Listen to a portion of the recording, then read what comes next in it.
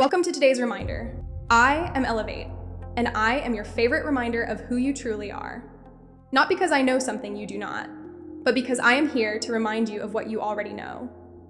You are not waiting to become the creator of your reality. You already are. You have always been creating, even before you knew you were doing it, even before you learned the words manifestation, assumption, identity, or self-concept. You were still choosing perspectives. You were still deciding what things meant. You were still forming ideas about who you were, and your reality was still reflecting those ideas back to you. That is the part people sometimes miss. Manifestation is not a special activity you begin doing after watching enough videos. It is not something you turn on when you want a new relationship, more money, a different career, or a better life. You are always manifesting because you are always experiencing life through an identity. You are always saying, I am.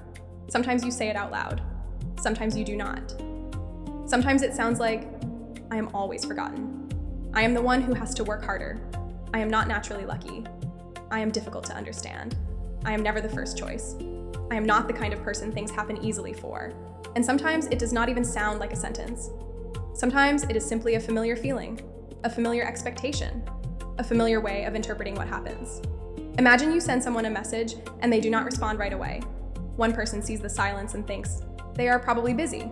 They always get back to me. Another person sees the same silence and thinks, of course, people always lose interest in me. The silence did not choose the meaning.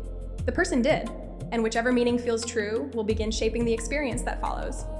One person continues with their day. The other person starts checking the phone. They reread the message. They wonder whether they said too much. They become tense. They begin reacting to a story that has not even happened.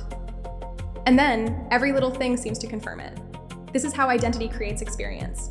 Not because you are being punished for having a negative thought, not because one uncomfortable moment ruined your manifestation, but because the perspective you repeatedly return to becomes the lens through which you experience your world. Reality is not sitting somewhere outside of you, making independent decisions about your worth. It is responding to the identity you are occupying. If you know yourself as someone who is valued, you interpret life from that knowing. If you know yourself as someone who is overlooked, you interpret life from that knowing. And no matter which perspective you choose, you will find evidence for it. You will be right. That is how powerful you are. You can say, I am not good enough.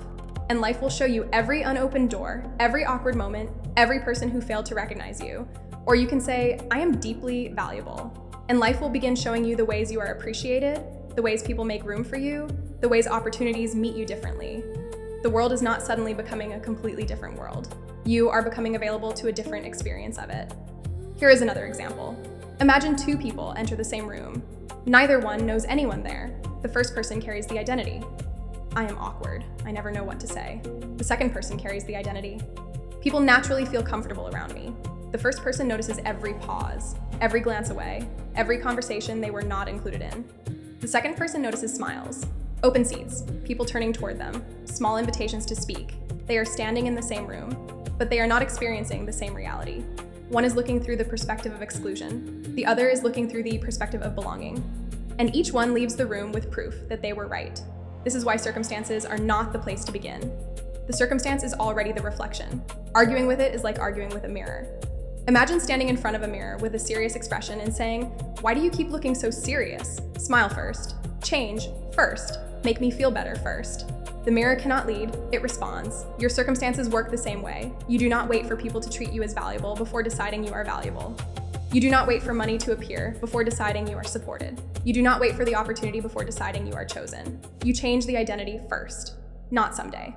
Now. There is only now. The past is a memory you are thinking about now. The future is an idea you are imagining now. The only place you can ever choose who you are is now. And that means you do not need to slowly travel toward a new identity. You do not need to wait until you believe it perfectly. You do not need to earn it. You decide, this is who I am now. Maybe the old perspective still tries to speak. That is okay. You do not have to wrestle with it.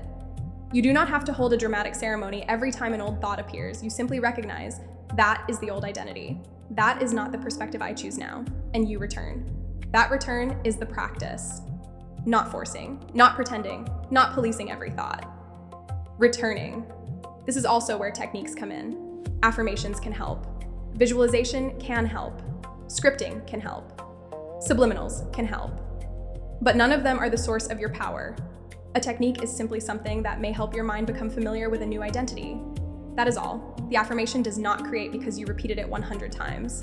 The visualization does not create because you saw every detail perfectly. The script does not create because you used the correct pen or wrote during the correct moon phase. You create.